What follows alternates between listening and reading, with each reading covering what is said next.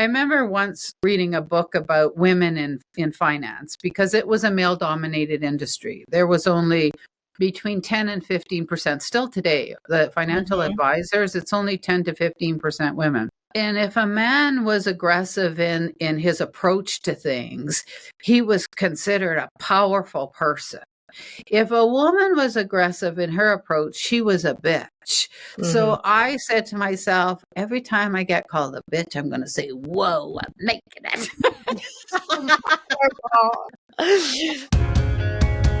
I'm Elysia Skye, and this is the Brilliance Method podcast.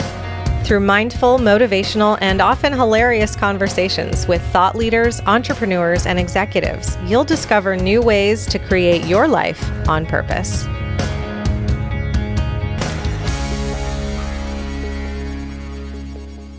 Hello, my friend. Welcome to the Brilliance Method. Today we are hanging out with Gail Taylor, and I'm so excited to introduce you to her. She is a creative, brilliant trailblazer. She is a musical genius and an author. Gail's journey is one of reinvention and embracing new passions at any stage of life, which is something that we can all learn from, all benefit from, and all be motivated and inspired by. As a successful investment advisor, Gail embarked on a second act that transformed her into a songwriter, a motivational speaker, and a philanthropic force. Her captivating speaking engagements inspire audiences to embrace personal growth and make a difference in the world. So you can imagine why Gail and I are friends. We have a very similar mission. I can't wait to get into this.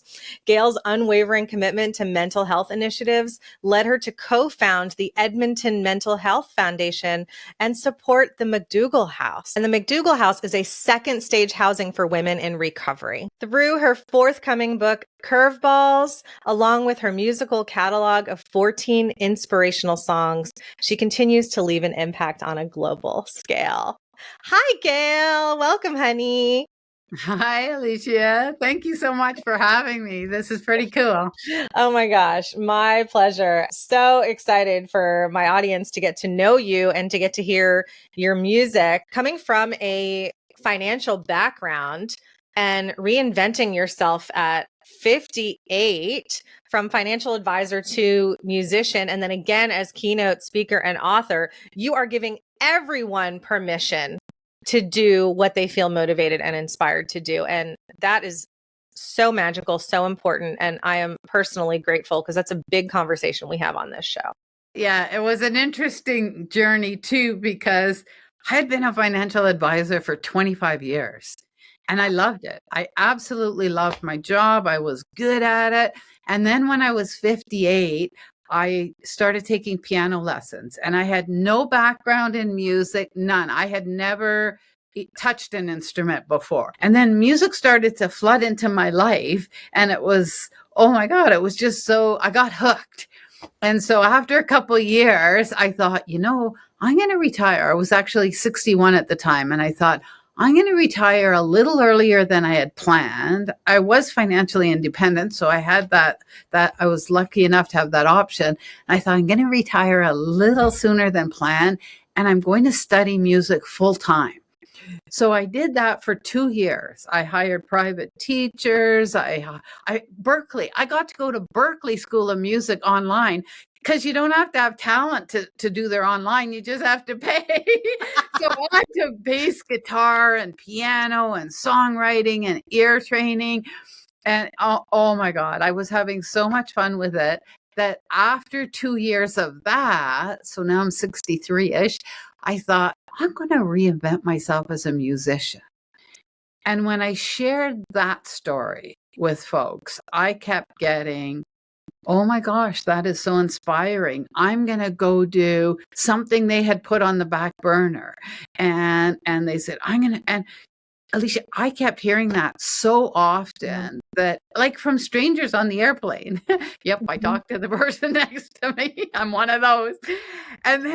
And so then I thought, whoa, I'm going to come out of retirement. Never mind being a musician. I'm going to come out of retirement, and I'm going to become a keynote speaker and use my journey and my stories and just help folks level up and live their best lives. And so, yeah, I started my company in January of 2020. There is some Interesting timing. significance to that date. And so yeah, here I am. Wow. Okay. So first of all, I loved that your friends and colleagues and family and peers were saying like, wow, this is inspiring. This is inspiring. But before we even get into that, music, were you always a fan of music? Did you ever want to learn music? Like, where did this inspiration come from? Because it sounds like even on a spiritual level, you were like starting to channel music. So absolutely, I was always a fan. In fact, I went to see Billy Idol last night. I was in the fifth row rocking it. So, oh, it was amazing. He was amazing. And his guitarist. I mean, I hadn't seen anything like that since I went to see Carlos Santana. Like his guitarist was just like unbelievable. And he was rocking a six pack and he's the same age as me. So I don't know what that's all about.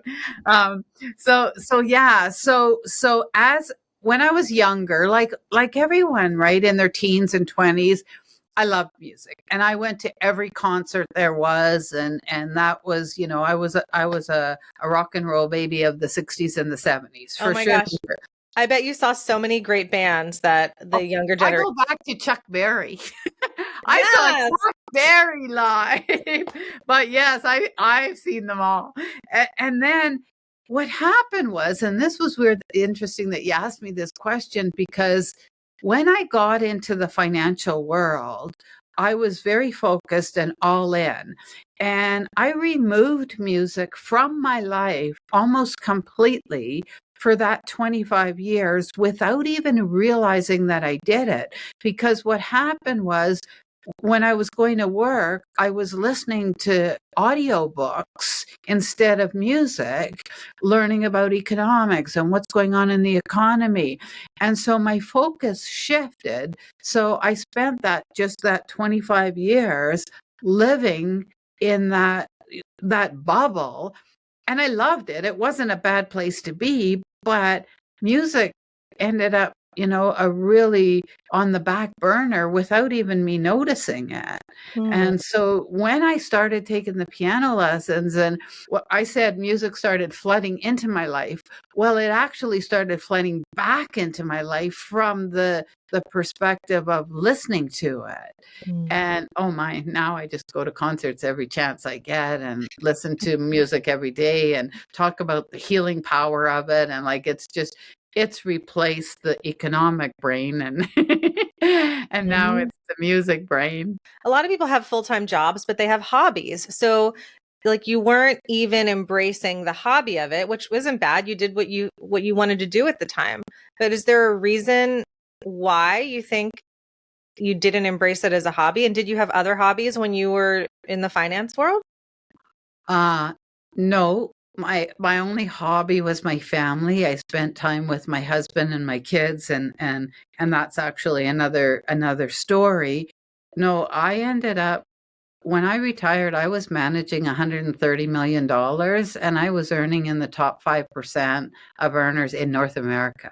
Wow. So like I was all in. All in. Yeah, I was all in, and like I said, I loved it, and and so during the journey, I shifted my practice to a socially responsible practice, so that I was taking the environment and human rights and governance into the agenda to stay on passion, and on purpose, right? And Yeah. so, yeah, but yeah, no, it didn't. I can't think of any hobbies that I had other than spending time with my family. Yeah, that's a beautiful one, but also your philanthropic efforts even then to bring in, sustainability and consciousness around the environment and whatnot.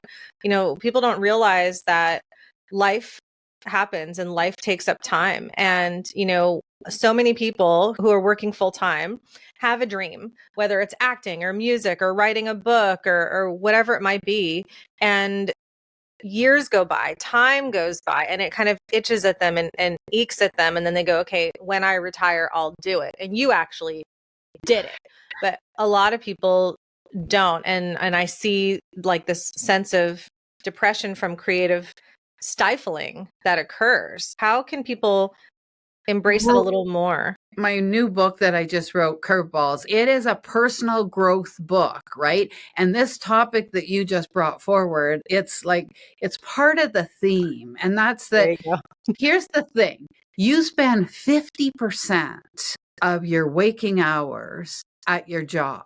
50% of your life is at your job. So your job is just important as your personal life. So there is no reason to take a job that doesn't give you the same pleasure that your hobbies and your family give you. They're all equal. It's not work to live, it's live to live. Like it's not something. So I'm a real believer that the most important thing to do is find a job that you love, that you like, that's on your purpose. And once you do that, then working's playing, right? Yes. It's not like I worked so that I could go home or so that I could retire and do my passion. My work was my passion. And I I have this whole chapter in the book about like, what are your hobbies? Do you love being around pets? Do you love dancing? Do you love games? Well, then go look at all the careers. Like, be a vet, be a vet's assistant, find a role that puts that bounce in your step and the twinkle in your eye, and then there's no stress. I love that. And I so wish that more people will do that. And I know your book is going to help so many people to get into that mindset. And even the impetus of my question is because the majority of the people that are in the working force are not doing what it is they love. So how did you know that you were in love with the finance world when you started to do that? Well, when I started to do it, I'm just going to go back one sec before I answer that question of this stuckness, because I'm with you with the arguing with people. Somebody said to me, well, there's a single mom and she has 3 kids and she has to put the food on the table and yada, yada, yada.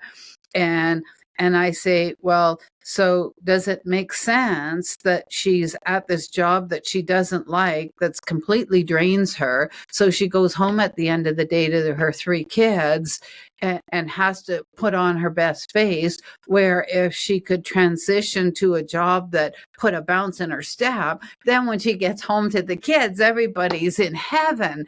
And you can look for another job while you have a job. You don't have to say, okay, I need this stability. Sure you do. But while you're there, find it in another spot that's going to give you the same salary and the same benefits. And then the other thing I hear over and over again is, I love my work, but it's a toxic environment. Go work for the competitor or find a way to shift that toxic. Like there's strategies around that too.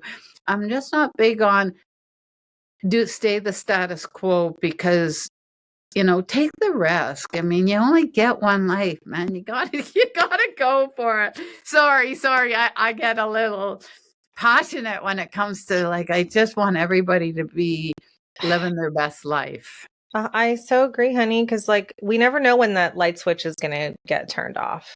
Right. Exactly. And like you said, if you're spending 50 hours of your waking life at your work, let your work be so joyful and fulfilling, and find a way out. Even if you have to find somebody to help you find a way out, like listening to your book or reading your book or this podcast or working with a coach and going to see amazing people speak on stage to talk about this stuff, and you have a hero's journey. If you can do it, they can do it. I say to everybody, if I could do it, you could do it. So my journey wasn't always roses. My dad died when I was 12 years old.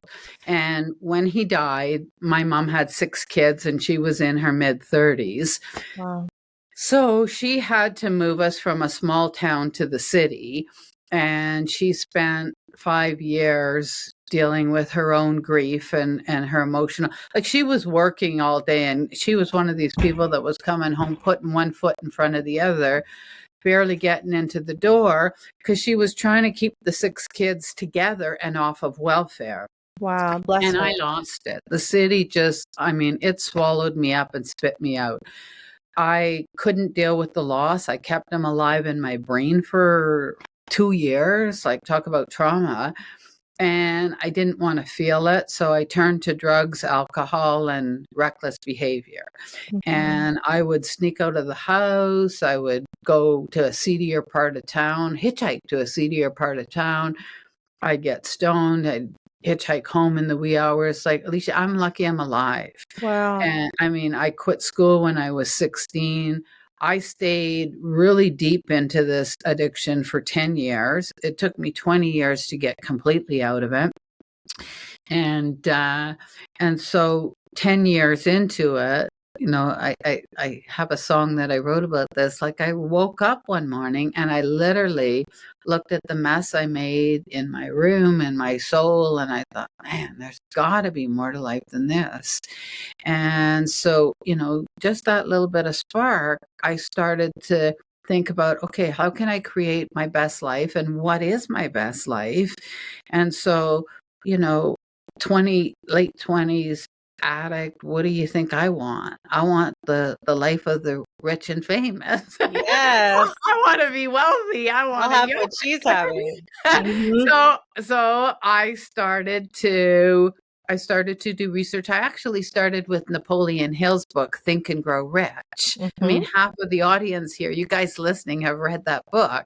Yep. And it's a great book to let you know that, you know, if you believe in yourself and you think it, then you can make it happen.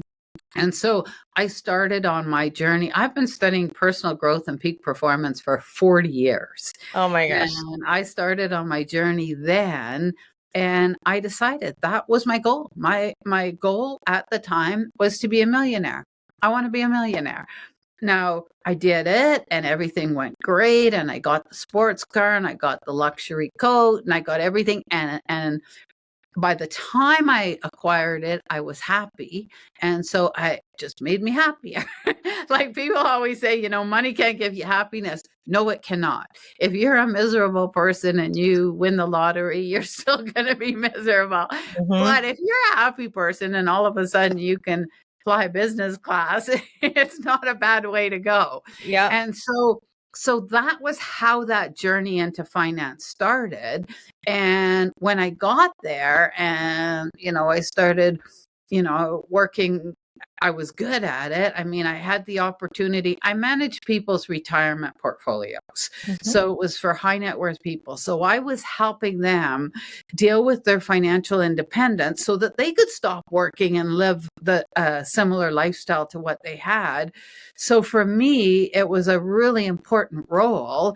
And so I found the journey just to be, you know, it was just an exciting place to be every day. I'd go into my office at the end. I had this big corner office, and it was like every day I'd walk in there like, wow. If you could go back, even if we need to close our eyes for a minute and just go into your body and go into your mind, and maybe it was your dad's voice or your angels, I don't know. But that spark, not everybody listens to it. Not everybody hears it or chooses to hear it or chooses to act on it. What does it feel like? What does it sound like? And how did you know that that was the push that you needed? You know the term when you hit bottom? I think that was the feeling that I had. I was, you know, probably had just woke up with such a serious hangover and just all drained from being high the night before, and realized that like that was my bottom. I mean, it did end up being a high bottom in the sense that my recovery took a different path than a lot of folks. But I think that was the feeling, like I hit bottom, but I still didn't even realize I was an addict. And so, but I know from, you know, reflecting back on it, that is exactly what happened, is that in that moment, I mean, I could see the broken down house I was in. It was like 100 years old. I was renovating it, and the house had mice in it. Oh my God. It was beyond a disaster. It's like not the cute version of the Cinderella story, but like, no, yeah. No, it wasn't. And even the video of this story of the song that I wrote, is the cuter version of it, but it wasn't cute. I was in tears. I was just lying on the floor, so messed up that it was like, oh my God. And unfortunately, this turned out to be a good story, but I had a 2-year-old son at the time. So it was, Wow. I was a really messed up parent, and my son ended up becoming an addict as well. And so when he was in the thick of his addiction, and I'm sharing this story with his permission. Mm-hmm. He's been in recovery for a number of years now, and he's one of my best friends. So Yeah, that's kind of cool. that's But, amazing. I had a little guy, and, I still didn't realize, like, when I made that shift that I made, I worked hard and played hard. I would work long hours on figuring out how I was going to be a millionaire, and then I would go to the bar and I would party. So I thought, if I spend a little bit of time with him, it's quality over quantity. My brain still wasn't kicked in enough to realize that, yeah, that's not a parenting strategy, lady. And so when he hit 12, I kind of did the same thing. I moved him to another city, brought a new man into my life, and he did the same spiral down as I did. And for years, he just hated me for messing up, for all the mistakes that I made. And so that was actually the point. When you ask the question of getting in your head, that was the point where I really, stopped using substances every day and thought, I got to help this kid. I got to pick him up. I got to get him his life back. And I mean, there was jail, there was social groups, group homes, like the whole mess I made. And so I, for the next 10 years, he hated me, but I didn't care. Like, I took responsibility for my part and said, I'm going to do everything to try to help this young man get his life back together. And there were times where we were estranged for a couple of years because addicts can be verbally abusive. Sure. And that's just a reality of the disease. It's, it's one of the, I do a speech called How to Love an Addict.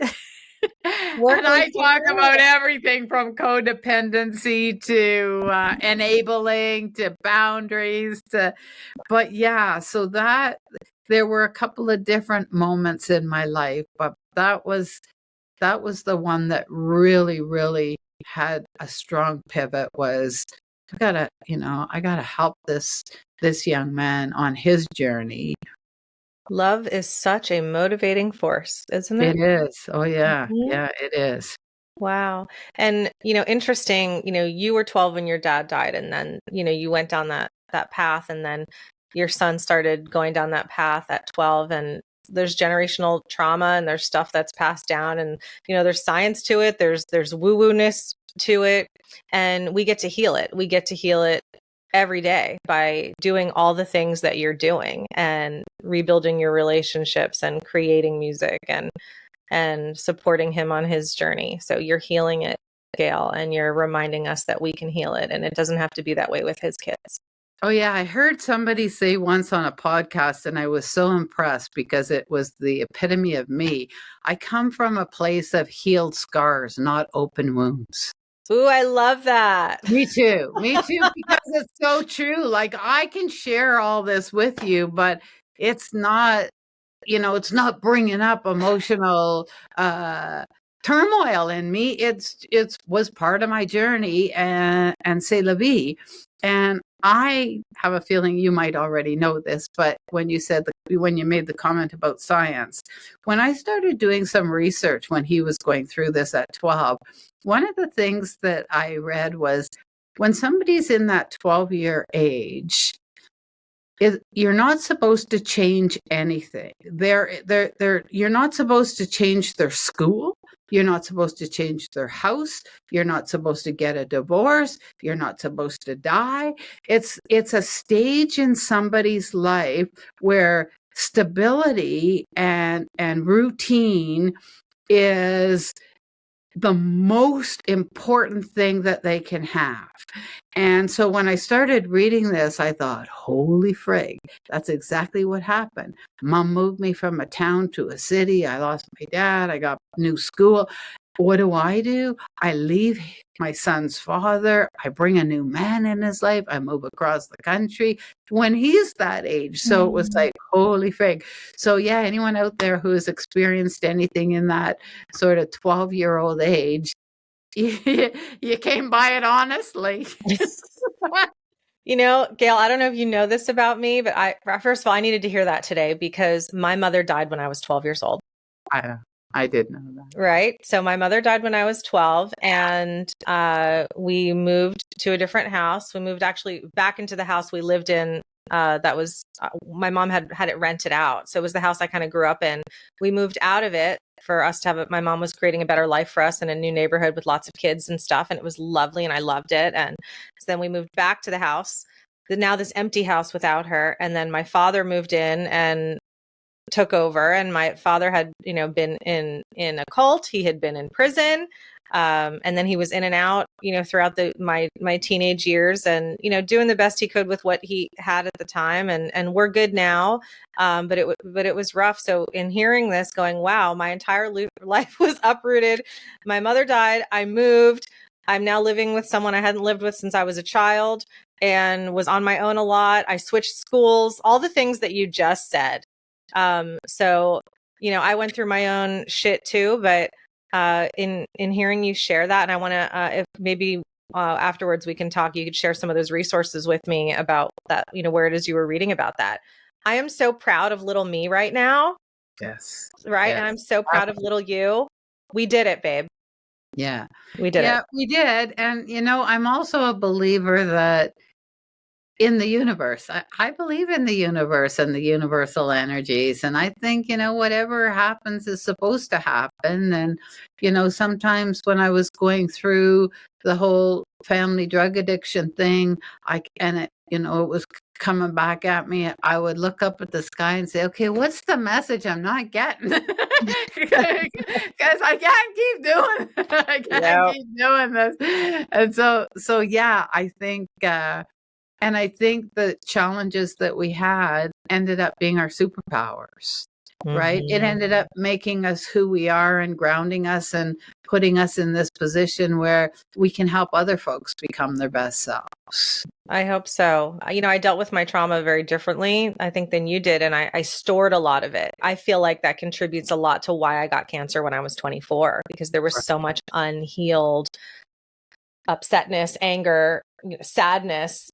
Here we are, like you said. So yeah, I didn't store it. I threw it out. I just got stoned and let it go. Right. I'm lucky I'm alive. Like when I said reckless behavior, like I was having sex. I was 12 years old. Yeah. And it was just like, and it wasn't with people my age. And so it was just like, I was so messed up. It is what it is, right? Right. We can do the best we can with what we have in the moment. If I could go back in time, and I do this in meditation sometimes, and I talk to little me and I let her know, you are so resilient and so wonderful, and it's okay to cry and it's okay to be pissed, and you don't have to take care of everybody else, and you are loved. You are so loved, and you don't have to prove that, and you are so worthy of love, and all the things that I remind her of. And I remind, me in my 40s now of those things. And, and you share those messages in your book and when you're on stage. And like you said, we don't have open wounds. We've got healed scars, and they're continuing to heal. Our skin is always changing and growing. We're always healing. Yeah. Yeah, absolutely. Absolutely. I think, and my saying is always like that. That's why I named the book Curveballs, because I say life's going to throw curveballs at you. I mean, you don't live in a bubble. Yeah. It's going to throw curveballs at us. It's not the curveball. It's how you handle it. Mm-hmm. And so, you might be handling curveballs that were thrown at you in your childhood, in your adulthood, right? But that's what it's all about. It's about how you handle it. And that's your choice. Attitude's your choice. Internal dialogue is your choice. You can work with that to get rid of the stress and manifest the life that you want. It's everybody can do it. So on that note, okay, so you're 58 and you're like, I'm going to start taking piano lessons. And so many people think, oh, that's such a hard instrument, or learning an instrument is hard. And can I learn something new at this time in my life? Or do I have the space or capacity to do it? You just do it, Gail. And you continue to go, you know what? I'm just going to do it. And I've seen this be a common thread throughout your story. I'm just going to do it. And what gives you that power and authority? I want people to drink a little dose of that so that they can have some of that for themselves. I think part of it was when I went on the journey of studying, like the genre that I wrote of personal growth and peak performance, my book, I have been reading and studying that genre for, like I said earlier in the interview, 40 years. Mm-hmm. And I don't read a book. And that's the biggest thing, right? You don't read the book. Like Atomic Habits is out now, James Clear book. It's amazing. But there's all these exercises in it. You can't just read the book and say, oh, yeah, I read that book. But did you do the spreadsheets? Did you work through the exercises? And that's like, I think the biggest difference between successful people and not successful people isn't knowledge, it's follow through. Mm. That's all it is. It's follow through. It's creating your own awareness and ability to follow through. You don't get up one morning and say, I want to run the marathon and go outside, put your running shoes on and run 26 miles. No, you find a program. You start with 1 mile at a time. I did this. Get good shoes. and then you buy the shoes. I ran the New York Marathon and it took me 15 months to go from not being a jogger to training for it. Wow. And it doesn't matter what it is. That's the whole point. And that to your question, right? It doesn't matter if it's learning how to eat healthy because you'd like to lose some weight, or exercising so that you have higher energy. It doesn't matter what it is.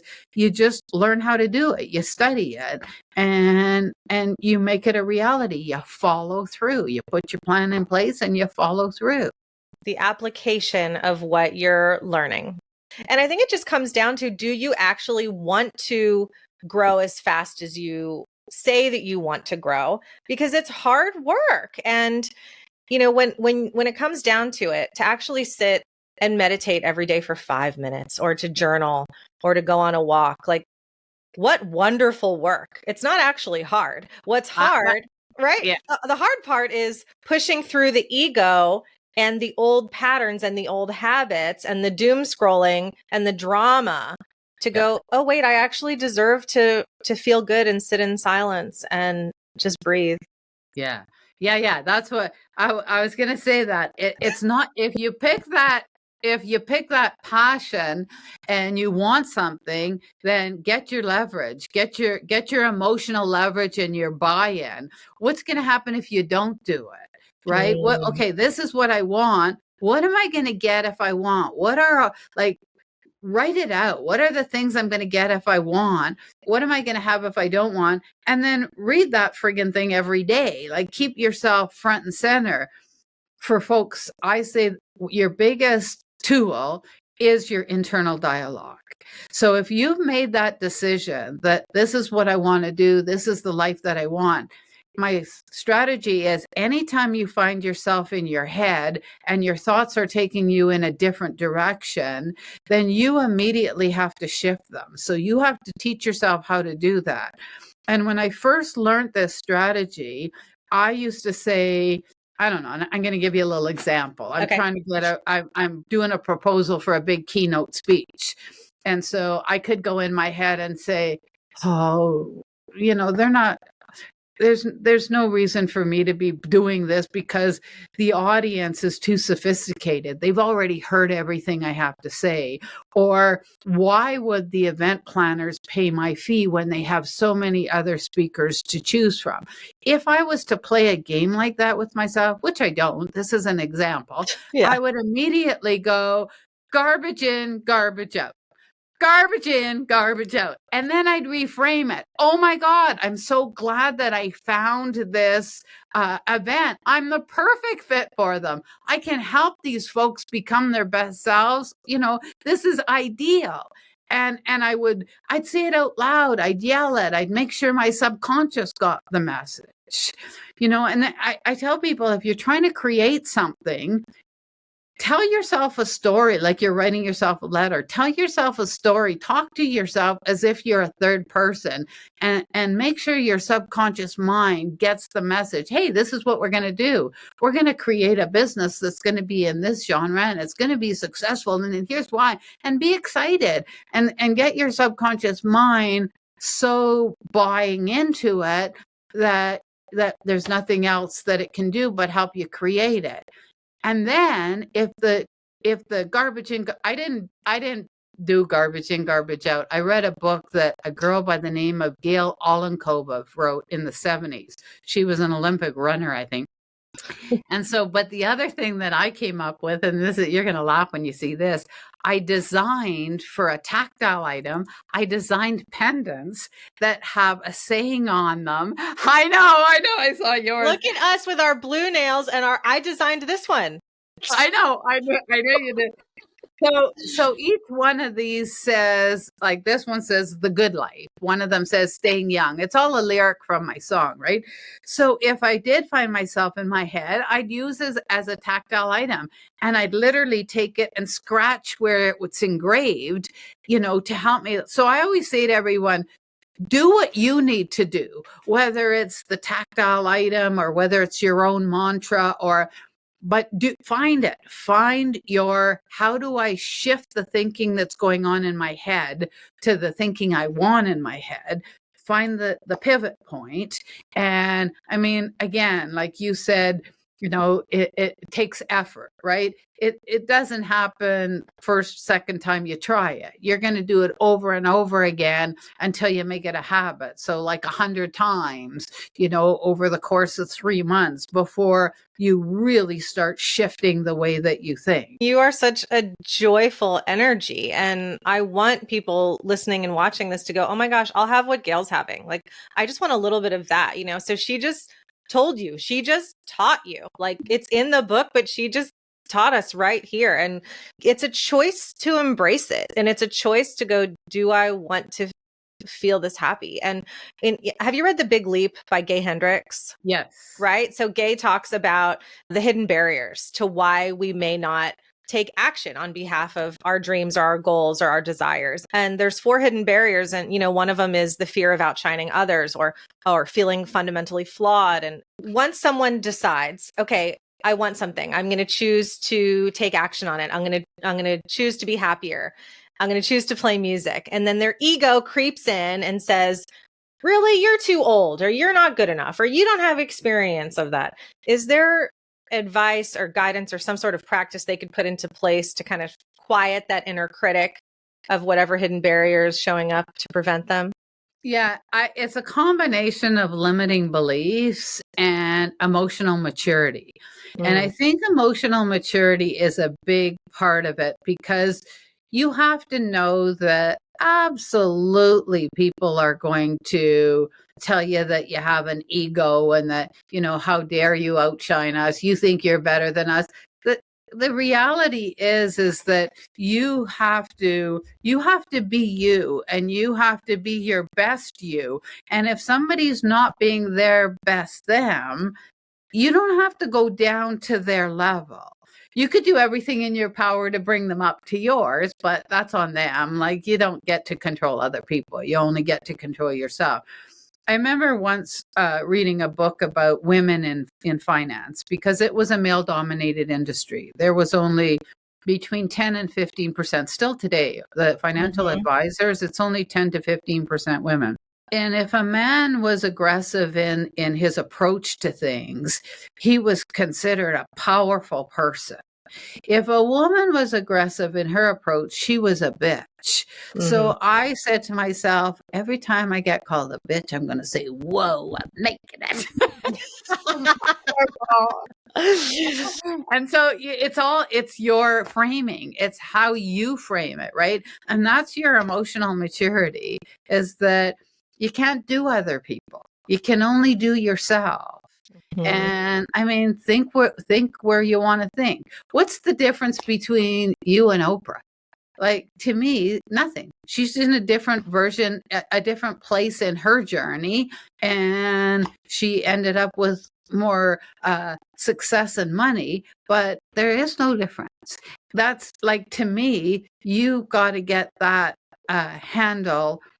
And again, with the internal dialogue, right? You got to get that handle. I got this. I got this. I got one of these pendants says, I got this. Nice. Right? So it's really like what you're saying is cheering yourself on where you are powerful and magnificent and acknowledging it and hearing criticism and flipping it on its ass. Yes. You know, because usually when people are insulting us, criticizing us, judging us, there's some sort of fear going on within them that they're projecting onto us, right? Yes, exactly. Yeah. That's exactly what it is. Mm-hmm. And so you don't have to take the monkey on your back. It's not yours, right? It's theirs. And so, you just deflect it, deal with it how you want, but it's like, that's not yours. You don't have to call them on it. You could just say, yeah, well, I'm going to give it a try. What's going to work for me? And that's it, believing in yourself and having enough of that emotional maturity to know, like you said, to know your weaknesses, right? To know what your strengths are. I talk about imposter syndrome in my book, because I mean, Lady Gaga got imposter syndrome. Billie Eilish got it. David Bowie got it. Wow. Like, it's just that feeling that, I'm a fake. Well, no, you're not. You have your strengths and your weaknesses, and you are who you are, and you're putting yourself out there and going after your dreams. And there's absolutely nothing wrong in that activity. And there's nothing anyone can call you on. Well, you don't really know this. Yeah, okay. Maybe you're right. Maybe I thought I knew more than I did. I better go learn. Yeah. And so many people shrink so that others don't feel uncomfortable around them. Right. And so they don't shine their light as bright. And they, again, because we want to be loved. So it's like, okay, maybe I'll just play small so people don't feel threatened by me. And, I have a lot of clients who are building their businesses using social media. And they're like, oh, I don't want to post about my business too much because I don't want my friends or family to think I'm always trying to sell something, or, who am I to be doing this when they're always just posting about their, their dog and their holiday. And it's like, well, they have a full-time job. So why would they be posting about their work all the time unless they are in sales or something wonderful happened? Most people don't talk about their job most of the time unless they are entrepreneurs. So it's shifting out of that and going, okay, if someone is uncomfortable by your growth, right? Flip it, hold that mirror up for them to go, you're uncomfortable with my growth, but what really could be happening is you feel uncomfortable with a growth that you desire. And I'm showing you that it's possible. So in addition to, okay, someone might be criticizing you. Okay, fine. But you're giving them permission to shine brighter, even if it's uncomfortable. Absolutely. And there's nothing that says they have to follow your social media. They can unfriend you. They can pull you off of social media very easily. When you talk about shrinking for other people, so there's a study that says that you are the average of the 5 people you spend most of your time with, and you become that. And so if you are an overachiever, hey, if you're trying to create something bigger than what you're living in right now, then go find your models. Go find those 5 people to hang around with. Heck, I hang around with Paul McCartney all the time. When I'm sitting down here in my music studio, I put him on YouTube and I throw on a 2-hour interview, and I spend my time in the room with him and the interviewee hearing about how he's doing his life at his age in his 80. And he's one of the people I spend my time with. That's brilliant. When you talk about social media, like he's got oh my God, he's got marketing down pat. I get a text from him on my birthday. They say it's your birthday, Paul McCartney. I just turn it around to who's ever in the room. Check this out. That's amazing. This guy has marketing to a T. But okay, so many people say, oh, social media is so negative and there's so many, and then they're, what are you talking about? The only thing I ever get in my feed is these power of positive thinking. I keep getting these, butterflies and rainbows and stories about how you can manifest your life and, your type of posts that you would, that's what I get in my feed because that's what I respond to. That's what I engage with. It's an algorithm, folks. If you engage in drama and crap, that's what they're going to feed you. If you engage in the things that are in line with what you're trying to create with your life, that's what they're going to feed you. Yeah. So when we feel helpless, like we don't have control over what shows up in our feed, to Gail's point, you do. And they're listening to what we talk about too. Like when we hang up, we're going to get so many things. I'm going to get an ad for Think and Grow Rich. You're going to get an ad for The Big Leap by Gay Hendricks, right? This is just how it is. So you can choose that. And I think that's so smart to hang out with Paul McCartney because some people have said to me and my clients have said to me, look, I don't have, besides you and like the other colleagues in this program, I don't have people that are making the money I want to make or that I'm looking up to or that I want to learn from. And we were on a call and I said, okay, everybody, we're going to take 10 minutes right now and you're going to go watch a YouTube video of the teacher or the guru or the speaker or the coach or whoever it is that you want to be of similar success, right? So go spend time with them. So hearing that you do that, Gail, it reminded me of that. And I hope everybody takes that to heart. And if you feel like you don't have people in your life to hang out with, well, first of all, you're listening or watching this podcast, so you're hanging out with us, right? So we're two of your people, and then go find other ones that are doing the magic that you want to do. And then you'll be surrounded by them. That's the beauty of this digital age. Yeah, absolutely. And if you join like-minded groups, you can take it off of the digital and bring it into the reality. One of the things I learned early was modeling, right? So it's exactly what you just shared, right? You model. If you're trying to create something, find 5 people that have created what you want to create, and then listen to the top 3 things that they did in order to create it or that they're doing now. And I can assure you, especially if you take the top 5 from each one, when you highlight the top 3, it's going to be the same in all of them.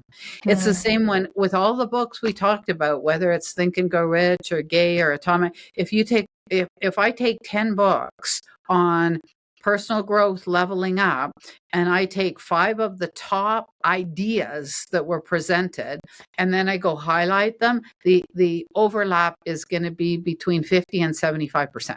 It's not rocket science. It is not rocket science. It's just people sharing it with you from a different vantage. I didn't invent anything in my book.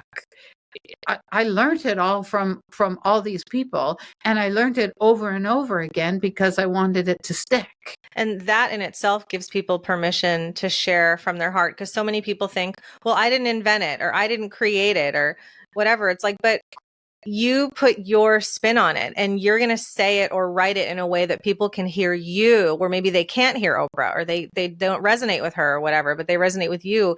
And same for your music. Just do it. You don't know. You're depriving people of your brilliance and your magic, and you're depriving people of healing and growing if you don't share what it is within you that you know is going to be helpful. And you're depriving yourself of living your best life. There's nothing to reinvent. We got it all. I mean, music, there's only 12 notes. There are only 12 notes. There's only so many chord progressions. And so, yeah, you're just putting your own spin on it. And that is equally as important as if you thought about it yourself for the first time. It's so healing to hear. One of my favorite authors for talking about imposter syndrome is Amanda Palmer. She's a singer of the band. I know who she is. She did $1 million Kickstarter. She sure friggin' did. And in her book, have you read The Art of Asking? Yes, Yeah, I right. So did. she talks about imposter syndrome. She talks about the fraud police, FRAUD. Some people think I say frog, but it's the fraud police. And, it's this invisible group of adults that are going to come and arrest you in the middle of the night and say, who gave you permission to do music, Gail? Who gave Yeah. you permission to be a self-help teacher and motivational speaker? You have a finance background, Gail, right? We think they're going to break down the door and rob us of our money and our trophies and all the things. And it's like, they're not coming. They're not showing up. So can we please just do what we feel motivated and inspired to do? Right. I love it. Exactly. Well, and when I got into music, it ended up being songwriting was my superpower. And I just say that's because I talk so much. And songs are just, that's all songs are, is stories that are put into lyrics. And so I figure that's where that came from. But what I did was, and this is sort of a little bit different thing in my book too, is that every one of my songs is part of my journey. So I had an experience in life, and like I shared with you that when I was in finance, I shift to responsible investing. So I wrote a song called Flipped Upside Right. And it's a story about when I shifted from traditional finance to responsible finance. Each one of my songs is inspired by a story in my life. And so when I wrote the book, it was the same thing. So each chapter in the book is the name of a song. So you have like the first chapter is about my dad dying, right? And so the name of the chapter is called Through the Eyes of Others, because I wrote the song based on my sisters who don't remember him, my younger sisters. And it was losing a parent so young that, the whole everything is through all the stories, the memories are through the eyes of others. And so I tell you all these, my personal story, and then all the tools that I use to get through it. And then at the end of the chapter, there's a QR code, so you can put your phone on it, and you can go and listen to the song and watch the video about the whole story that you just read. So it's an interactive book between. It's got a soundtrack built right into it. That is amazing. Oh my gosh. And so then I imagine when you do the audiobook one day, it'll be that full experience too. Yeah. When I do the audiobook, I'm going to do it in my own voice. And I am going to, at the end of each chapter, I'll actually play the song. The only thing the audio folks will lose out on is the videos, because they're fun.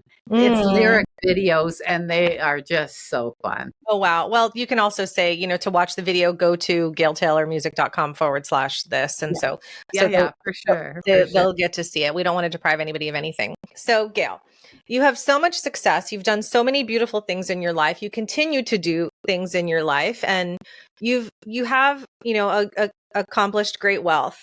So if we won the lottery, which it sounds like you already did, but if you won an actual jackpot of hundreds of millions of dollars, I mean, it's even up to $1 billion in some places in the United States now. I'm not sure about Canada. What is the first thing that you do when you find out you won? I do my happy dance. and I don't change my life. Like, I changed my life because I have $1 billion, but I keep doing my music, and I keep promoting my book, and I keep doing my keynote. That's what I always tell everybody. If you won the lottery, would you keep doing what you're doing right now with your work? And if your answer is no, I'd quit tomorrow, then I say you're in the wrong job. Right? Because that's like saying, if I had a lot of money, I'd quit living tomorrow. Well, no, you wouldn't. Right? So absolutely. If I won the lottery tomorrow, I would just ramp up my philanthropic work. I would ramp up my music. I would, I would just take my message. Like right now, I need my business to be financially viable for me to continue to give this message to help folks become their best selves. If I didn't need to have the financial resources to keep it going, I'd still keep it going, and I'd, just give the message more and more, and not worry about that you have to have resources to keep it going. And Yep. my biggest philanthropic thing is mental health. Like I just, mental health and addiction. And I mean, to me, we've somehow manifested some sort of a society that, 1 in 4 people has anxiety. It's just, it doesn't make sense to me that we've allowed it to go this far, that the stress that causes the anxiety and the depression and the addiction is so overwhelming for so many folks that are just really, really good people. And so I would just use those resources to see how I could continue to help on that plate.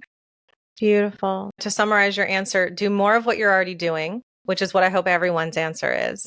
And when you said, I'm going to do a happy dance, what I get from that, it's number one, it's gratitude. And number two, it's like a feeling of course I won, right? There's not a survival. It's part of my life. Of course I won. And I want that. I want that for myself. I want that for everybody. I ask this question to a lot of different people and I get a lot of different answers. And I always encourage them to say similar to what you said, right? I hope you're doing more of what you're doing.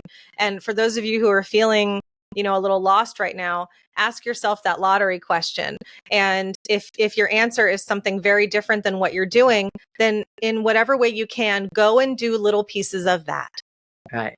Yeah. If I would be in my garden more, okay, then go garden 20 more minutes a week, right? Or whatever it is. That's how you find your bliss. And I believe, and I know you do too, Gail, that the universe does conspire on your behalf and rewards you for what it is that you focus on. So focus on the love in your life and the joy and the music and the creativity and the happiness and the helping others. So thank you, Gail, for being such a trailblazer and a beautiful example of that today and always. Oh, thank you. And thanks for having me. And if any of you folks are going to go listen to my music because of this interview and the direction it took in, there's 2 songs. One's called Dreaming About the Good Life, and the other one's called Staying Young. Oh, yeah. And those 2 songs are what we just talked about. Like the Dreaming About the Good Life was me going from being the dysfunctional drug addict to a self-made millionaire. And Staying Young is all about, it doesn't matter where you are in your life right now, you're in the right place. You're in the right age. You are where you're supposed to be. And, now it's time to manifest that next step. Good news, everyone. Stay tuned because as we wrap up this episode and say bye to Gail right now, stay on because we're going to play these songs for you. So enjoy. Thank you, love, for your generosity. Again, to get in touch with Gail, check out all the links below. Can't wait to read your book, honey, when it comes out. And I'm going to continue enjoying listening to your music. And I look forward to seeing you speak on stage very soon. Oh, thank you. Thank you so much for having me. I loved meeting you. I knew I would, but this was just perfect, Elysia. So fun. You're welcome, honey. And one day we'll get together in person too. There you go. Okay. Bye. Take care for now. Bye.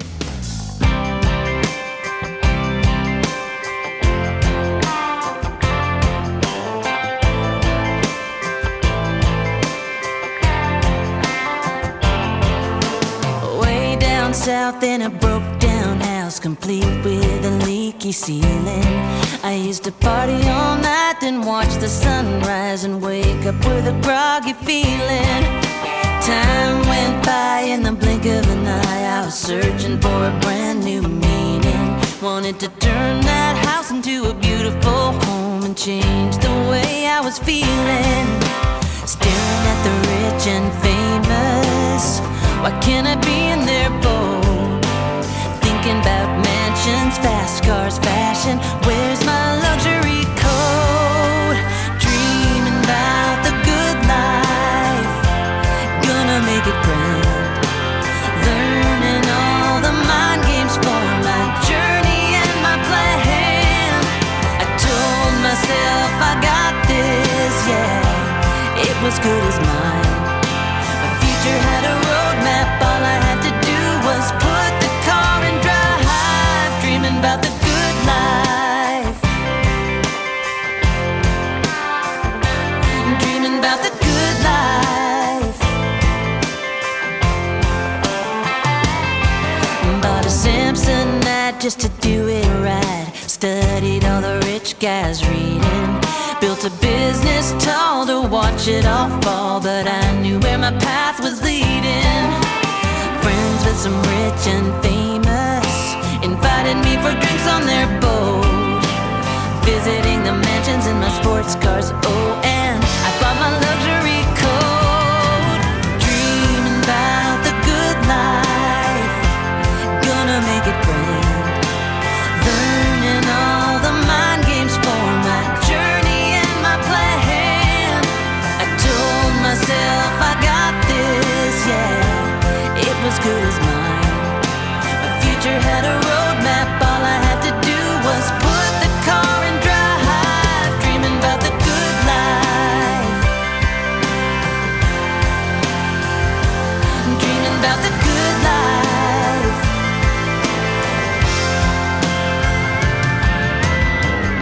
Still loving the journey and keeping my soul. I'm making the money while caring for the world. I'm still dreaming about the good life, gotta keep it grand, playing all the mind games for my journey and my plan. I know myself, I got this, yeah, it's as good as mine. My future has a roadmap, all I have to do is keep the car and drive, dreaming about the good life, dreaming about the good life.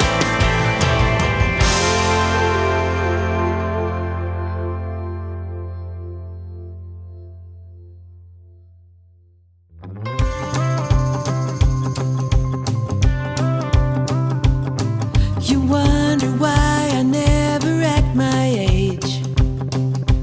Why does my road not line up with my late stage?